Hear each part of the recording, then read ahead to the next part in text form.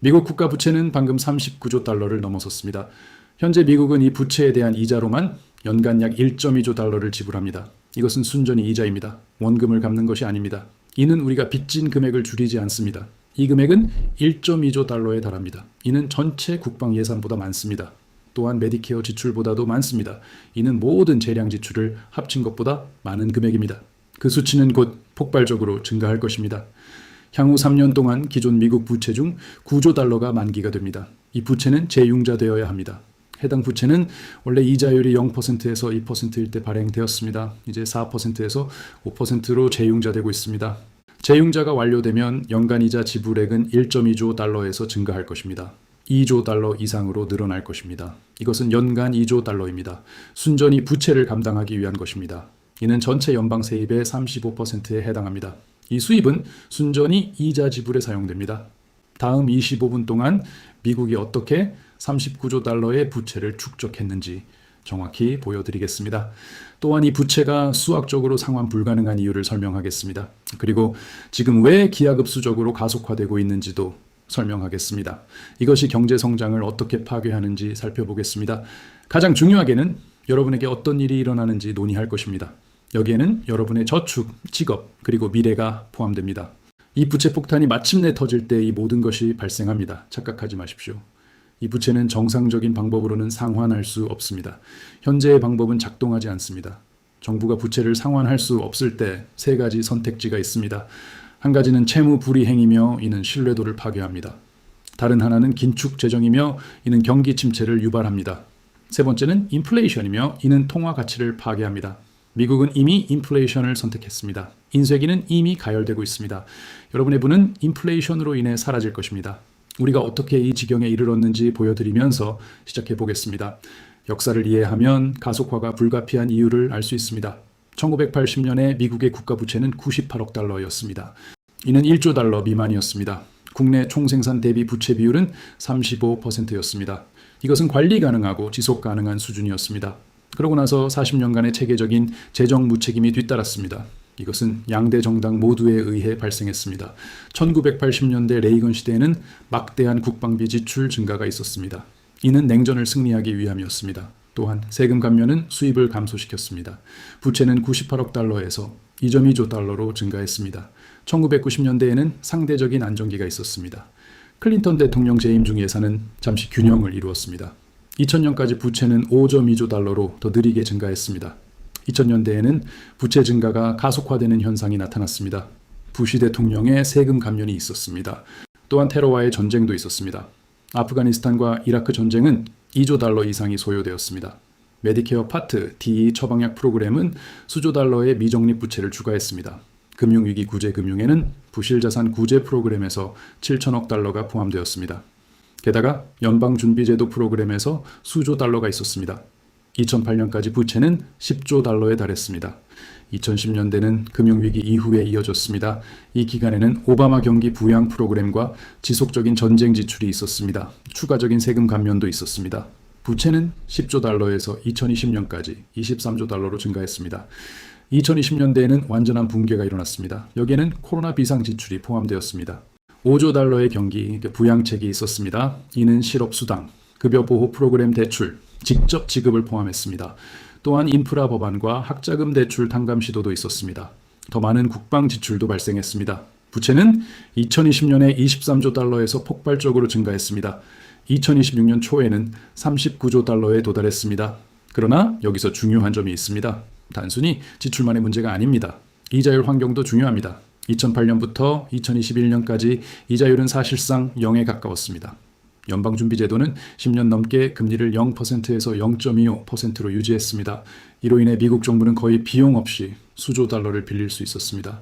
미국 부채의 평균 이자율은 약 2%였습니다. 그러나 2022년에 인플레이션이 급등했습니다. 연방준비제도는 공격적으로 금리를 인상해야 했습니다. 이자율은 단 18개월 만에 0%에서 5.25%로 올랐습니다. 이는 역사상 가장 빠른 금리 인상 주기였습니다. 이제 0%에서 2%로 축적된 모든 부채가 만기가 되고 있습니다. 이것은 4%에서 5%로 재융자되어야 합니다. 이로 인해 이자 비용이 폭발적으로 증가하고 있습니다. 계산을 보여드리겠습니다. 이것이 왜 죽음의 나선형인지 이해하는 데 도움이 될 것입니다. 현재 향후 3년 안에 9조 달러의 미국 부채가 재융자되어야 합니다. 이전 평균 금리는 2%였습니다. 새로운 평균 금리는 4.25%입니다. 그 9조 달러에 대한 이전 연간 이자 비용은 1,800억 달러였습니다. 새로운 연간 이자 비용은 4,005억 달러입니다. 이는 연간 추가적인 2,250억 달러의 이자 비용입니다. 이것은 기존 부채의 재융제서만 발생합니다. 하지만 더 나빠집니다.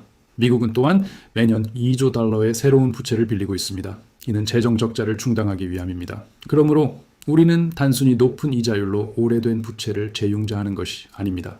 우리는 높은 이자율로 새로운 부채를 추가하고 있습니다. 총 이자 비용 추세는 경각심을 줍니다. 2024년에는 1.2조 달러였습니다. 2027년까지는 1.2조 달러에 이를 것으로 추정됩니다. 2030년까지는 이자율이 높은 수준을 유지한다면 2.2조 달러에 이를 것으로 예상됩니다. 이는 미국이 연간 2.2조 달러를 순전히 이자로 지불할 수 있다는 의미입니다. 이는 예상 연방 세입의 42%에 해당합니다. 이 돈은 순전히 채권 보유자에게 이자 지급으로 들어갑니다. 국방, 사회보장 또는 인프라에는 사용되지 않습니다. 이제 모든 사람이 묻는 질문에 답하겠습니다. 미국이 부채를 상환할 수 있을지에 대한 질문이 있습니다. 간략한 답은 통상적인 방법으로는 아니오입니다. 간단한 수학으로 그 이유를 보여드리겠습니다. 실제로 부채를 상환하려면 예산 흑자를 기록해야 합니다. 수입이 지출을 초과해야 합니다. 그런 다음 추가 금액을 사용하여 원금을 갚습니다. 미국은 2001년 이후 의미 있는 예산 흑자를 기록한 적이 없습니다. 이는 25년간의 지속적인 적자를 나타냅니다. 현재 연간 연방 수입은 약 4.2조 달러입니다. 현재 연간 연방 지출은 약 7.2조 달러입니다. 연간 적자는 2.2조 달러입니다. 우리는 균형 예산에 전혀 가깝지 않습니다. 부채를 상환하기 위해 흑자를 내는 것은 현실과는 거리가 멀습니다. 이론적으로 예산의 균형을 맞추고 부채를 상환하는 것이 가능한지에 대한 의문이 있습니다. 이제 수치를 살펴보겠습니다. 2.2조 달러의 연간 적자를 없애려면 2.2조 달러만큼 지출을 줄여야 합니다. 이는 전체 연방 지출의 32%에 해당합니다. 의무 지출에는 사회보장, 메디케어, 그리고 메디케이드가 포함됩니다. 이자 지불도 이 범주에 속합니다. 이 총액은 4.2조 달러입니다. 이 금액은 법적으로 의무화되어 있습니다. 법률을 변경하지 않고는 이를 줄일 수 없습니다. 재량 지출은 국방, 교육 및 기타 모든 것을 포함합니다. 이 총액은 1.2조 달러입니다. 재량 지출을 0으로 줄여야 할 것입니다. 그런 다음 의무 프로그램에 대해 추가로 6천억 달러를 줄여야 합니다. 이는 전체 군대와 모든 연방기관을 없애는 것을 의미합니다. 또한 사회보장 또는 메디케어를 20% 삭감하는 것을 의미합니다. 이것은 정치적으로 불가능합니다. 두 번째 선택지는 세금을 2.2조 달러 인상하는 것입니다. 이는 연방 수입의 47% 증가입니다. 현재 개인소득세는 2.2조 달러를 가져옵니다. 기본적으로 모든 소득세를 2배로 늘려야 할 것입니다. 법인세는 5천억 달러를 가져옵니다. 이를 5배 늘려야 할 것입니다. 부유세, 부가가치세, 그리고 기타 가능한 모든 세금 인상이 있습니다. 이 모든 것을 합쳐도 2.2조 달러의 격차를 메울 수 없을 것입니다. 이는 막대한 경제적 피해를 유발하지 않고서도 그렇습니다. 이것 또한 정치적으로 불가능합니다. 따라서 계산은 명확합니다. 미국은 예산의 균형을 맞출 수 없습니다.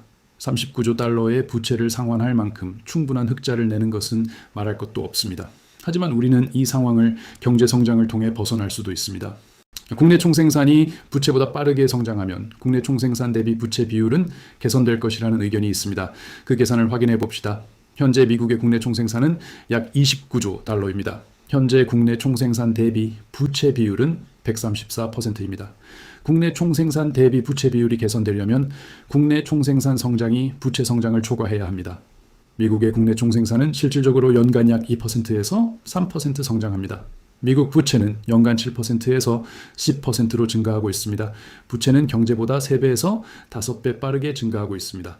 분모인 국내 총생산이 2%로 성장할 때 부채에서 벗어날 수 없습니다.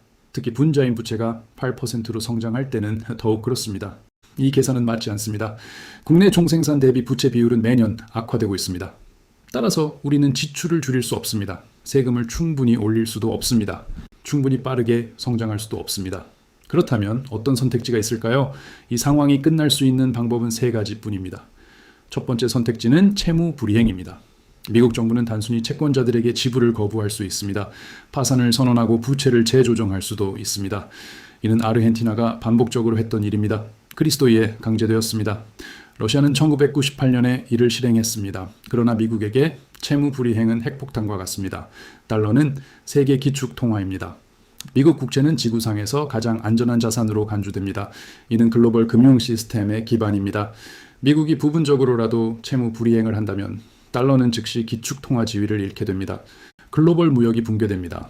이는 대부분의 국제 거래가 달러로 표시되기 때문입니다.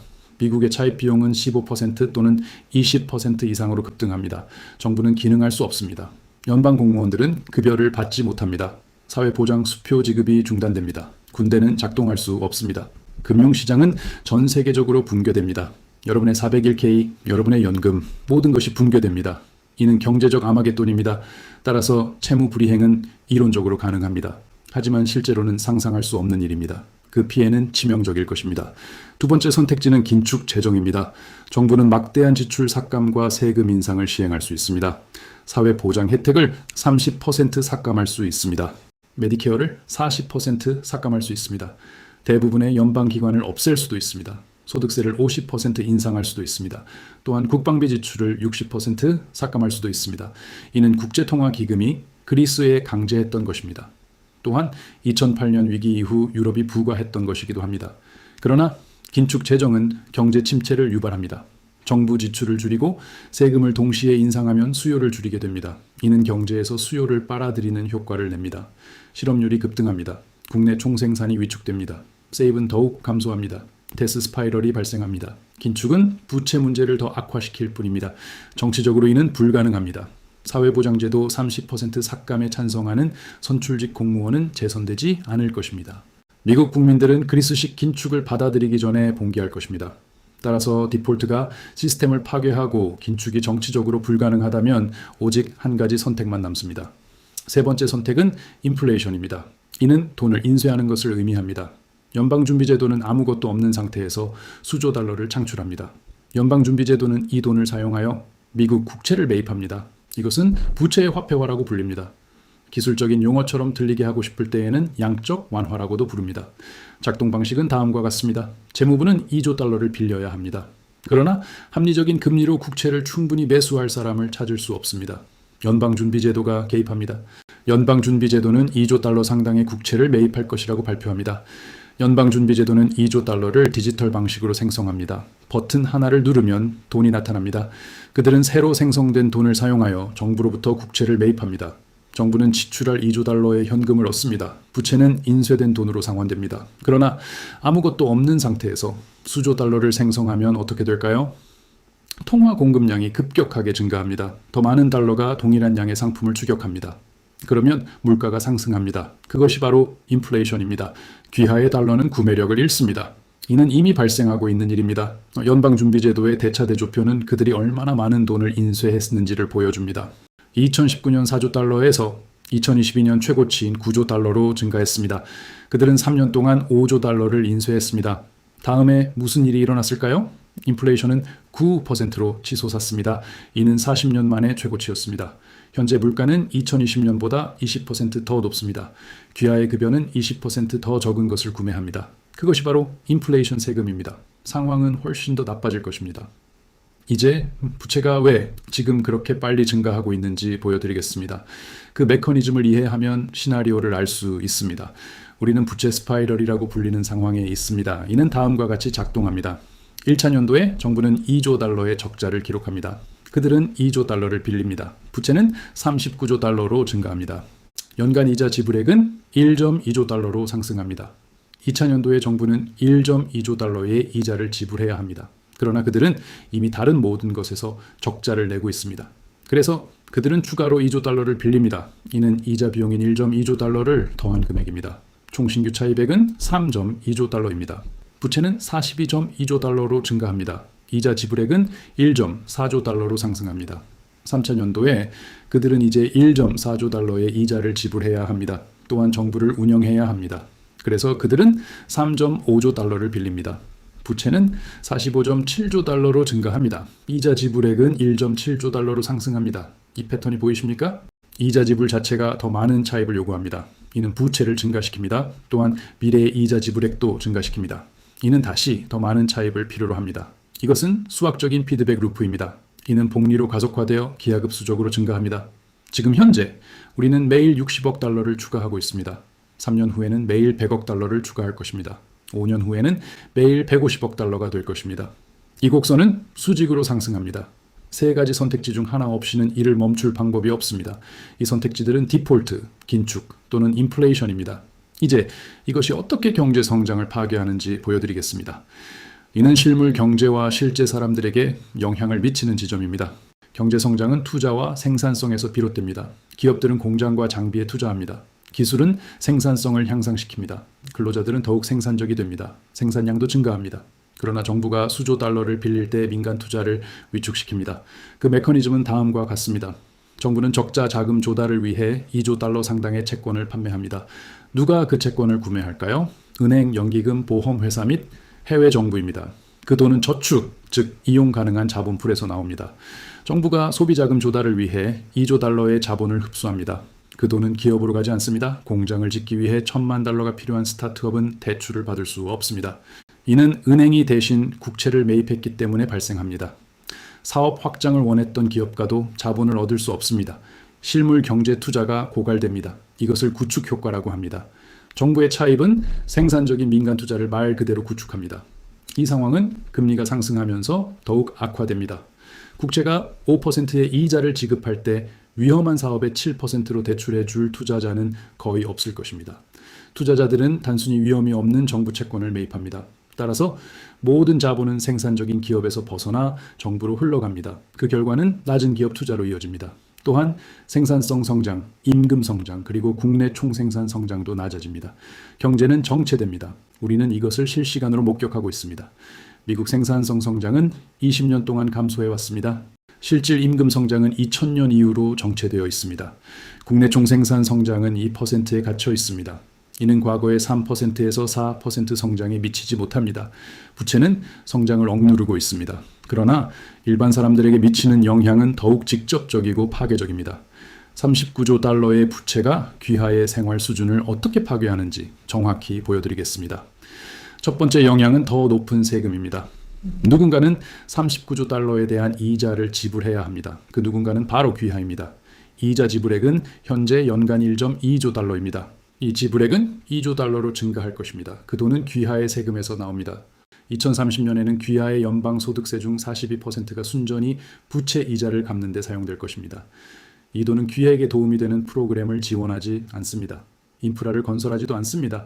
국방 비용을 지불하지도 않습니다. 단지 채권자에게 이자를 지불할 뿐입니다. 이 채권자 중 다수는 해외 정부와 부유한 투자자들입니다. 귀하는 태어나기도 전에 축적된 부채에 대한 이자를 갚기 위해 일하고 있습니다. 두 번째 영향은 정부 서비스 감소입니다. 이자 지불이 예산의 더 많은 부분을 소비함에 따라 다른 모든 것에 쓸 돈이 줄어듭니다. 교육 예산이 삭감됩니다. 인프라는 무너집니다. 참전 용사 혜택은 줄어듭니다. 연구 자금은 사라집니다. 사회보장제도와 메디케어는 지급 불능 상태가 됩니다. 귀하는 평생 동안 이러한 프로그램에 돈을 납부합니다. 그러나 은퇴할 때에는 그 돈이 없을 것입니다. 이제 사용되었기 때문입니다. 세 번째 영향은 인플레이션이 귀하의 저축을 파괴한다는 것입니다. 제가 보여드린 바와 같이 상환 불가능한 부채를 처리할 수 있는 유일한 현실적인 방법은 인플레이션입니다. 정부는 채권자에게 돈을 인쇄하여 지불할 것입니다. 귀하의 달러는 가치를 잃습니다. 수십 년 동안 쌓아온 귀하의 저축은 점점 더 적은 것을 구매할 것입니다. 예를 들어 귀하가 10만 달러를 저축했고 인플레이션이 5년 동안 연간 10%로 지속된다면 귀하의 구매력은 크게 감소할 것입니다. 네 번째 영향은 낮은 임금과 적은 일자리입니다. 정부가 민간 투자를 구축할 때 기업은 확장할 수 없습니다. 직원을 고용할 수 없습니다. 임금을 인상할 수도 없습니다. 실업률은 높은 수준을 유지합니다. 근로자들은 더 적은 일자리를 놓고 경쟁합니다. 실질 임금은 정체되거나 감소합니다. 귀하는 더 적은 것을 구매할 수 있는 더 적은 돈을 벌기 위해 더 열심히 일하게 됩니다. 다섯 번째 영향은 세대 간 약탈입니다. 현 세대는 돈을 쓰고 미래 세대에게 청구서를 넘기고 있습니다. 귀하의 자녀와 손주들은 부채 상환으로 짓눌린 경제에서 태어날 것입니다. 그들은 이 부채를 만드는데 아무런 역할도 하지 않았습니다. 그들의 세금은 더 높아질 것입니다. 그들의 서비스는 더 나빠질 것입니다. 그들의 기회는 더 줄어들 것입니다. 이는 인류 역사상 전례 없는 규모의 세대 간 약탈입니다. 이제 이것이 언제 위기가 될지에 대한 시나리오를 알려드리겠습니다. 그것은 모든 사람이 답을 듣고 싶어 하는 질문입니다. 현재의 궤적과 역사적 패턴을 기반으로 다음 일이 발생합니다. 2026년에서 2027년까지 최대 18개월의 기간 동안 우리는 현재 단계에 있습니다. 부채는 39조 달러에서 42조 달러로 증가합니다. 이자 지불액은 1.2조 달러에서 1.5조 달러로 상승합니다. 연방준비제도가 금리를 약간 인하하기 때문에 시장은 상대적으로 안정적으로 유지됩니다. 또한 재정개혁에 대한 희망도 있습니다. 정치적 기능 불능은 계속됩니다. 의미 있는 지출 삭감이나 세금 인상은 없습니다. 문제는 악화되지만 서서히 진행됩니다. 2027년에서 2028년까지 18개월에서 36개월의 기간 동안 우리는 가속화 단계에 진입합니다. 부채는 45조 달러를 넘어섭니다. 이자 지불액은 1.8조 달러에 달하며 이는 연방 수입의 32%를 소비합니다. 주요 국채 입찰은 제대로 환영받지 못합니다. 미국 채권에 대한 수요는 약화됩니다. 수익률은 6% 이상으로 급등합니다. 연방준비제도는 채권 시장을 지원하기 위해 양적 완화를 재개할 수밖에 없습니다. 이것들은 부채 화폐화의 첫 번째 명확한 징후입니다. 2028년에서 2030년까지 3년에서 5년의 기간 동안 우리는 위기 단계에 도달합니다. 부채는 50조 달러에 육박합니다. 연간 이자 지불액은 2조 달러를 초과합니다. 이는 모든 세수입의 38% 이상을 차지하며 오직 이자만을 위한 것입니다. 연방준비제도는 국채를 매입하기 위해 매년 3조 달러 이상을 인쇄하고 있습니다. 인플레이션은 8%에서 10% 이상으로 다시 급등합니다. 실질 임금은 급격히 감소합니다. 사회보장제도와 메디케어의 자금 위기가 심화됩니다. 정치적 마비는 어떤 해결책도 막습니다. 시장은 심각한 디폴트 위험이나 통화 위기를 가격에 반영하기 시작합니다. 2030년에서 2035년까지 5년에서 10년의 기간 동안 우리는 재편 단계에 진입합니다. 세 가지 중 하나가 발생합니다. 첫째, 달러는 기축 통화 지위를 상실합니다. 석유는 위안화나 브릭스 통화로 거래됩니다. 국제무역은 달러에서 벗어나게 됩니다. 미국은 더 이상 돈을 인쇄하여 부채를 갚을 수 없습니다. 이는 강제 긴축, 디폴트 또는 초인플레이션 시나리오로 이어집니다. 연방준비제도는 부채를 화폐화하기 위해 매년 5조 달러 이상을 인쇄합니다. 인플레이션은 15%에서 20%, 잠재적으로 훨씬 더 높아집니다. 이는 통화위기, 자본 도피 및 경제 혼란을 초래합니다. 다른 대안으로 국제 부채의 재조정이 있을 수 있습니다. 이는 어떤 형태의 국제회의를 수반할 것입니다. 중국과 일본 같은 채권국들은 미국 재정 정책의 조건을 부과할 것입니다. 여기에는 외국인에게 진 부채의 부분적 디폴트와 경제 주권 상실이 포함될 수 있습니다. 정확한 형태는 불분명하지만 수학적으로 10년 이내에 이러한 결과 중 하나를 보장합니다. 경제가 2%로 성장할 때 부채가 연간 8%에서 10%로 계속 증가할 수는 없습니다. 그 격차는 반드시 좁혀져야 합니다. 그 격차가 좁혀질 때 그것은 격렬할 것입니다. 그렇다면 귀하는 실제로 무엇을 해야 할까요? 귀하의 정부가 통화를 파괴하고 국가를 파산시키고 있을 때 자신을 어떻게 보호해야 할까요? 첫째, 인플레이션이 선택된 경로임을 이해하십시오. 디폴트는 신뢰를 파괴합니다. 긴축은 정치적으로 불가능합니다. 그러므로 그들은 부채를 인플레이션 시킬 것입니다. 이는 귀하의 방어 전략이 인플레이션에 대비하는 것을 의미합니다. 인플레이션으로 사라지지 않는 실물 자산을 소유하십시오. 여기에는 실물 금과 은 그리고 강력한 시장의 부동산이 포함됩니다. 또한 원자재와 원자재 생산 주식, 비트코인 및 희소 디지털 자산을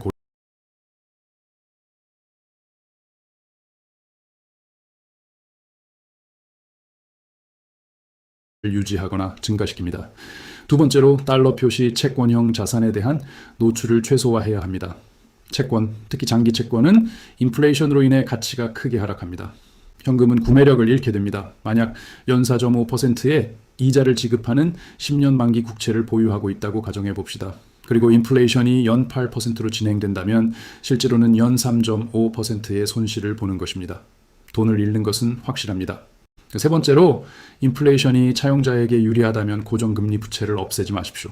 만약 연 3%의 30년 만기 주택담보대출을 가지고 있다고 가정해 봅시다. 그리고 인플레이션이 연 10%로 진행된다면 더 저렴한 달러로 대출금을 갚는 것입니다. 이것은 사실상 이득이 됩니다. 그러나 변동금리 부채나 고금리 부채는 당신에게 큰 손실을 입힐 것입니다. 신용카드와 변동금리 주택담보대출은 즉시 상환하십시오. 네 번째로 인플레이션으로 가치가 사라지지 않는 기술과 교육에 투자하십시오.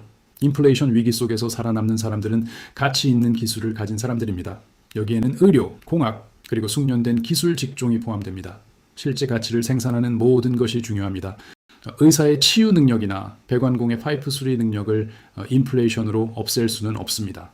다섯 번째로 회복력과 자급자족 능력을 길러야 합니다. 통화가 붕괴하고 정부가 기능을 상실하면 공급망이 끊어집니다. 비축 식량과 물, 그리고 기타 필수품을 확보하십시오. 비상계획을 세우십시오. 지역사회 네트워크를 구축하십시오. 위기 상황에서 가장 고통받는 사람들은 취약한 시스템에 완전히 의존하는 사람들입니다. 이제 잔혹한 진실로 이 이야기를 마무리하겠습니다. 미국은 39조 달러의 부채를 안고 있습니다. 이 금액은 기존의 방식으로 갚는 것이 수학적으로 불가능합니다. 부채는 매년 8%씩 증가하는 반면 경제는 2%만 성장합니다. 이자 지급액이 예산에서 차지하는 비중은 점점 더 커지고 있습니다. 5년 안에 정부는 국방비보다 이제 더 많은 돈을 지출하게 될 것입니다. 10년 안에 이자 지급액이 모든 수입의 50%를 차지할 수도 있습니다. 이러한 문제를 해결하기 위한 지출 삭감이나 충분한 세금 인상에 대한 정치적 의지가 없습니다. 어느 정당도 재정 건전성에 대해 진지하게 생각하지 않습니다. 그들은 시스템이 붕괴될 때까지 계속 돈을 빌릴 것입니다. 그리고 그 시스템은 결국 붕괴될 것입니다. 유일한 문제는 채무 불이행을 통해 붕괴하느냐 하는 것입니다. 이는 가능성이 낮습니다. 혹은 긴축 재정을 통해 붕괴할 수도 있지만 이는 정치적으로 불가능합니다. 아니면 인플레이션을 통해 붕괴할 수도 있는데 이것이 확실한 길입니다. 그들은 돈을 찍어낼 것입니다. 그들은 부채를 인플레이션으로 상쇄시킬 것입니다. 이 과정에서 그들은 달러의 구매력과 함께 당신의 저축 또한 파괴할 것입니다. 이것은 예측이 아닙니다. 이것은 수학입니다. 부채 악순환은 이미 시작되었습니다. 연방준비제도는 이미 3년 만에 5조 달러를 발행했습니다. 인플레이션은 이미 9%에 도달했습니다.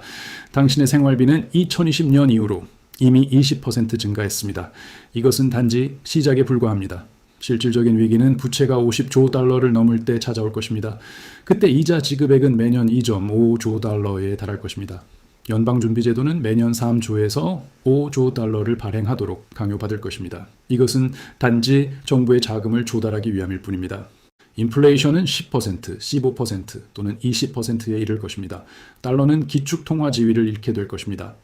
매년 15%씩 가치가 하락하는 통화를 누구도 보유하고 싶어 하지 않을 것입니다. 그 시기는 5년에서 10년 후입니다. 지금이야말로 당신이 준비할 수 있는 기회입니다. 달러 표시 지폐 자산에서 벗어나 실물 자산, 생산 자산, 그리고 국제 자산을 소유하십시오.